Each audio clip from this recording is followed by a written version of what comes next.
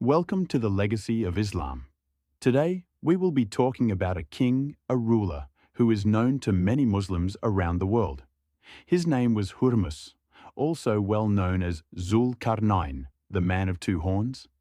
In the Quran, Allah says He granted him strength, authority, and the means to achieve great things.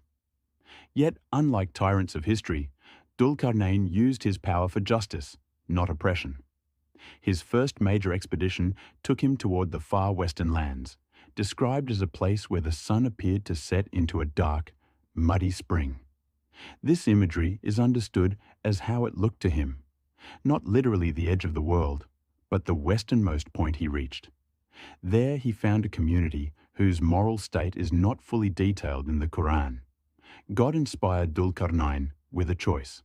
He could punish the people for wrongdoing or treat them with kindness. His response revealed his character. He declared that those who acted unjustly would face consequences, both from him and ultimately from Allah. However, those who lived righteously and believed in the truth would receive good treatment and reward. This moment sets the tone for his leadership: fair, discerning, and mindful of divine accountability.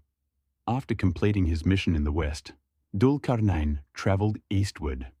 He eventually reached a land described as being exposed directly to the rising sun, where the people had little natural protection. Their lifestyle seemed primitive, shaped by their environment.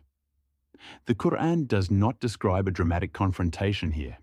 Instead, it emphasizes that Dhul-Qarnayn understood their way of life and governed with wisdom appropriate to their circumstances. His dealings with them were marked by respect, suggesting that he adapted his leadership to the needs and abilities of each community he encountered. The final and most famous part of Dhul-Qarnayn's story comes during a journey northward or northeastward, where he reached a region between two mountains or barriers. The people in this region struggled to communicate with outsiders, possibly due to a language barrier.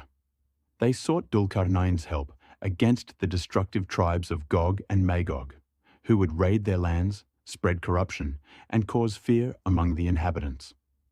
In desperation, they offered Dhul-Qarnayn payment if he would build a fortification to protect them, but he refused compensation. He stated that the power and resources Allah had given him were already enough, and that he would help them out of duty, not greed. Dhul-Qarnayn devised a massive engineering project. He ordered great blocks or slabs of iron to be formed and stacked between the mountains, creating a foundation. Then he instructed his workers to blow upon the iron, heating it until it became red hot. Finally, he poured molten copper over it, sealing the structure into a smooth, solid wall that Gog and Magog could neither climb nor penetrate. The Quran emphasizes Dhul-Qarnayn's humility. Once the barrier was complete, he acknowledged that this achievement was a mercy from Allah, not a personal triumph. He added that the barrier would last only until Allah appointed time, when it would eventually collapse and allow the final events concerning Gog and Magog to unfold.